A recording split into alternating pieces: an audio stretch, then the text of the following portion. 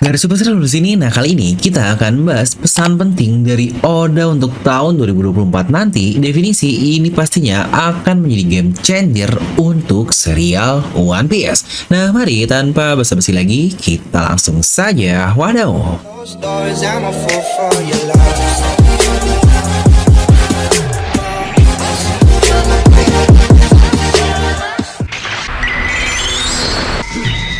Nah, seperti kita tahu, acara tahunan dari Weekly Shonen Jump di setiap pertengahan bulan dari Desember yaitu acara Jump Festa, di mana di acara ini masing-masing dari mangaka Weekly Shonen Jump akan memberikan pesannya terkait serial masing-masing di tahun depannya. Contohnya jika Jump Festa 2023, mereka akan menceritakan apa yang akan terjadi di tahun 2024. Seperti contoh yang cukup menyenangkan dari autor JJK atau mungkin Jujutsu Kaisen yang pastinya banyak dari kalian tahu, yang akhir-akhir ini kembali populer karena serial animenya ada di mana-mana, bahkan di Netflix pun ada. Ya, sebenarnya salah satu alasan kenapa serial bisa menjadi sangat terkenal karena platform yang menyediakannya sangat banyak sekali. Di mana di acara Jump Festa ini, autornya alias Gege Akutami berkata kalau Jump Festa tersebut akan menjadi tahun terakhir bagi Jujutsu Kaisen untuk masih berjalan dalam serialnya. Yang berarti ada kemungkinan kuat tahun depan, setidaknya di bulan Desember 2024, Jujutsu Kaisen sudah akan tamat untuk serialnya. Ya, kalau dari manganya ya emang udah lumayan nggak jelas sih mau dibawa kemana untuk pertarungan terutama dari villain utamanya. Tapi lagi-lagi itu bukan bahasan kita karena channel Filnomi adalah fokusnya di bagian One Piece. Dan seperti biasa juga, karena bagian One Piece, autor kita alias Eiichiro Oda memberikan pesan yang tentunya akan sangat mencengangkan bagi para pengikut One Piece ini. Nah, kira-kira apa aja sih berita yang Oda sampaikan dan berita apa juga yang akan ada hubungan dengan cerita di anime dan manganya. Jadi pastikan kalian tonton video sampai habis agar tidak ada informasi yang miss dan juga setengah-setengah. Dan buat yang nggak mau ketinggalan video-video seputar One Piece dari channel Filnomi, kalian bisa langsung subscribe dan nyalakan bel notifikasinya. Nah, mari siapkan kopi, jangan lupa besar, pasang headsetnya, ambil posisi PW, and wadidaw. Di mana Oda membuka pesannya dengan berkata bahwa tahun 2023 ini benar-benar terlewat sangat cepat sekali. Dia pun berterima kasih karena movie film Red dirilis ulang di Jepang sana beberapa bulan yang lalu, yang bukankah kita semua tahu untuk movie Red ini sebenarnya rilisnya di tahun lalu atau di ulang tahun One Piece yang ke-25 tahun 2022. Yang ternyata tahun setelah perilisan dari movie Red ini di Jepang bahkan diulang lagi untuk tampilannya di bioskop sana. Ya, walau memang hanya beberapa minggu, tapi bukankah itu adalah suatu pencapaian yang sangat luar biasa, yang bahkan sekarang pun mau movie Red lah, mau movie Stampede ternyata ada di Netflix juga guys, yang wah wadidaw banget nih. Untuk saya sendiri sejujurnya sangat senang sekali karena akhirnya bisa menonton Utacuan secara legal dengan kualitas 4K bahkan bisa setiap hari. Yang terima kasih nih kerjasama antara Netflix dan One Piece yang akhir-akhir ini semakin intens. Karena seperti yang kita tahu juga di tahun 2023 adalah perilisan dari live action One Piece yang Oda sendiri bilang selama setengah tahun dia sangat sibuk sekali pulang pergi ke Los Angeles untuk melihat adaptasi dari live action ini. Yang kita juga melihat serial ini sangat hit banget kan di Netflix ketika awal perilisan live actionnya, yang bahkan bisa bilang berada di puncak billboard lah selama 3 minggu berturut-turut. Oda pun mengungkapkan bahwa manga Jepang dapat memenangkan Academy Award suatu hari nanti adalah suatu mimpi yang ingin dia raih. Ya, lagi-lagi itu adalah salah satu impian Oda, walau sebenarnya kita ngomongin masalah pencapaian, Oda ini levelnya udah bukan di Academy Award lagi lah. Dia ini sudah sangat tinggi sekali untuk sekelas autor atau pencipta, yang mungkin jika dibandingkan dia ini sudah setara dengan J.K. Rowling, Agatha Christie, yang bahkan penjualan karyanya lebih dari 500 juta kopi, yang bedanya untuk Oda ini hanya satu judul doang. Ya, sama lah seperti J.K. Rowling yang terkenalnya di Harry Potter. Tapi mungkin untuk Agatha Christie, William Shakespeare itu banyak sekali untuk judul-judul yang dia ciptakan. Dan tidak hanya itu, One Piece ini hanya dalam waktu 25 tahun bisa mencapai semua hal tadi. Lagi-lagi untuk beberapa contoh sebelumnya memakan waktu bahkan ada yang terhitung untuk 1 abad sampai saat ini. Dan seperti yang sudah disampaikan, live action One Piece ini akan dibikin untuk season keduanya yang pastinya kalian semua sudah pada tahu. Dan kembali ke bahasan One Piece utama, Oda menyampaikan bahwa untuk animenya sudah selesai dari Aqua Wano, setelah 3 tahun nih kita berkutat di dunia para samurai ini, dan sekarang kita akan masuk ke Pulau Egghead. Dan di tahun depan untuk ulang tahun yang ke-25 dari animenya yang rilis di tahun 99, karena ingat ya untuk manganya di 97, dimana dikatakan akan ada kejutan besar untuk serial anime One Piece. Nah ini juga nih sebenarnya sudah pernah kita bahas di Instagram dan posan komunitas dari channel Devil yang dikatakan kalau One Piece akan meremake keseluruhan animenya dari awal sampai akhir. Dan proyek ini akan dimulai tahun depan alias tahun 2024, dan ini adalah kerjasama di antara Toei, One Piece Staff, Wit Studio, dan juga Netflix yang wow ini sangat gila sekali. Buat yang nggak tahu, Wit Studio itu adalah production yang menciptakan Spy X Family lah. Ya pasti kalian banyak yang tahu lah tentang Anya ini. Ya walau sejujurnya untuk saya pribadi tidak benar-benar mengikuti One Piece anime ya mungkin akhir-akhir inilah, karena menurut saya animasinya untuk Toei di ujung dari arc Wano ini sangat-sangat bagus sekali, yang saya sangat salut sekali kepada Toei. Mereka meningkatkan terus kualitas dari animenya.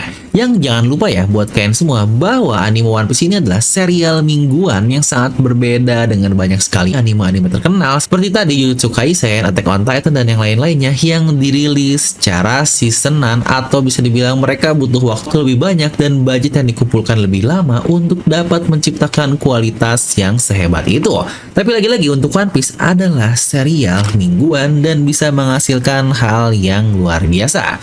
Tapi ya kita tunggu saja untuk hasil dari remake anime melalui Wit Studio dan Netflix ini, dimana untuk sernya sudah saya post lah di Instagram Devilomi, bisa dicek juga dan pastikan jangan lupa untuk follow. Dan terakhir, pesan yang paling penting adalah terkait manga, di mana Oda menyampaikan jika selama beberapa tahun ini banyak sekali karakter yang bertemu kejadian-kejadian yang tidak terduga. Bukankah sungguh dunia yang sangat mengerikan sedang terjadi?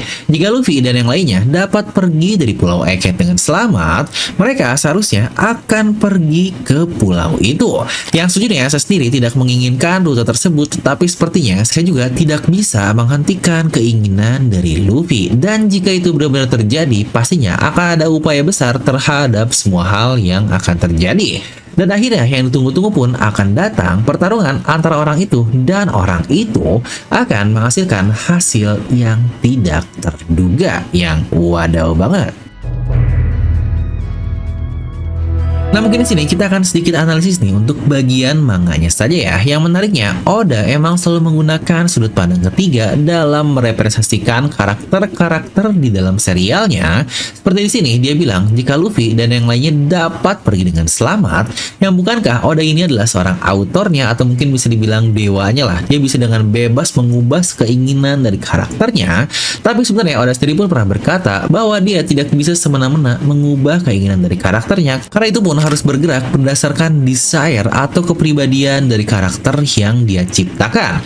Karena kalau dipaksakan malah akan terkesan aneh, dan bukankah itu pula menjadi salah satu alasan kenapa serial One Piece selalu berada di posisi paling atas walaupun sudah lebih dari 1000 chapter. Yang bahkan bisa dibilang itu pun lagi-lagi dari sebuah cerita fiktif untuk penjualannya sudah tadi kita bahas di bagian awal. Lalu terkait pulau itu yang akan dituju, seharusnya sudah hampir kita semua bisa tebak lah jika itunya adalah pulau dari Elbaf. Atau bukankah Vegapunk pun sudah berkata di beberapa chapter lalu jika mereka mengikuti log post dan arah yang diambil oleh Nami itu selanjutnya adalah pulau dari Elbaf yang memang tidak jauh dari Pulau Egghead. Jadi ya udahlah, mau kemana lagi untuk tujuan yang lainnya. Dimana bukankah semua plot juga saat ini semuanya mengarah ke Elbaf tersebut, yang bahkan dari sisi Battle Royale yang Oda bilang di Jam Festa tahun lalu, kemungkinan besar lingkaran kecilnya memang bisa berakhir di Pulau Elbaf ini. Lalu terkait kata-kata menarik di bagian struggle for dating, yang apakah yang dimaksud adalah Road Poneglyph terakhir yang akan menjadi sebuah battle royale untuk mendapatkan dari kesemua Yonkou yang ada. Karena bukankah untuk Road Poneglyph terakhir ini masih sangat misterius sekali, sampai sekarang kita masih belum tahu ada di mana, yang apakah ada di Elbaf atau bahkan dikatakan clue-nya dipegang oleh seseorang dengan luka bakar. Lagi-lagi kita masih belum tahu. Yang pastinya ini akan menjadi pertempuran untuk mendapatkan Road Poneglyph yang terakhir. Dan tentu saja yang jadi spekulasi terbesar kita adalah akhirnya pertarungan antara orang itu dan orang itu dikatakan akan menghasilkan hasil yang tidak terduga. Yang bukankah ini sangat persis sekali seperti bagaimana dampak dari duel antara Ace dan Kurohige di 2 tahun yang lalu, yang apakah juga orang itunya yang Oda katakan di sini adalah Kurohige yang akan melawan seseorang. Dan juga apakah orang itu yang akan dilawan Kurohige pun sudah dapat kita prediksikan sejak lama sekali, alias dia adalah Jeki atau Sang Kusu. Dimana pertarungan dari kedua orang ini sudah ditakdirkan sejak lama sekali, dari awal Shanks menerima bekas luka di matanya sampai kata-kata di Marineford ketika dia berkata bahwa belum saatnya bagi kita untuk terus bertarung, dan banyak juga lah panel-panel di mana paralel di antara Shanks dan Kurohige ini. Atau malah pertarungan ini adalah hal yang sedang ongoing di Pulau Egghead, seperti tentunya Kuma yang nantinya akan datang dan akan melawan Gorosei Saturn untuk membalaskan semua dendam yang sudah kita lihat dari flashback yang sangat luar biasa dari Kuma tersebut. Yang ini bisa saja terjadi sih, yang hasilnya pun pasti akan sangat tidak terbayangkan, yang wajar kan bagaimana seorang mantan budak Tenryubito akhirnya akan mengalahkan seorang Gorosei. Nah, tapi kira-kira kalau dari kalian sendiri, apa sih pertarungan di antara orang itu dan orang itu yang akan terjadi? Coba tuliskan di kolom komentar. Serta kalau dilihat juga dari kata-kata Oda beberapa tahun terakhir, jika One Piece ini akan diprediksikan tamat di tahun 2024, itu pun jika dilihat dari interview tahun 2019 lalu, yang dikatakan One Piece akan tamat kurang lebih dalam waktu 5 tahun. Yang berarti dari 2019 tambah 5 tahun adalah 2024, alias itu tahun depan dari serial ini.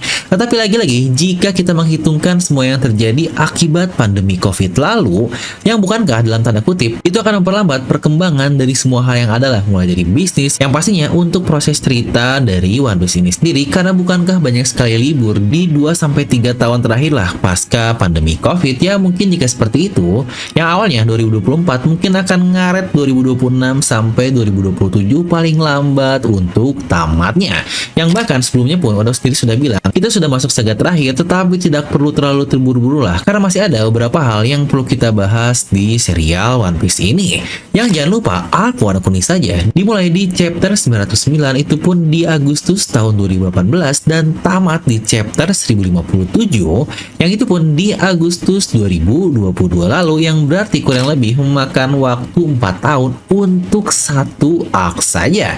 Yang bahkan kalau kita tarik untuk masalah saga, di mana saga ini biasanya berisi dari beberapa arc, untuk saga Wano Kuni ini bukankah di build up sejak lama sekali, yaitu sejak mereka keluar dari time skip yaitu Fishman Island, Pang Hazard, bahkan terus-terusan sampai sekarang.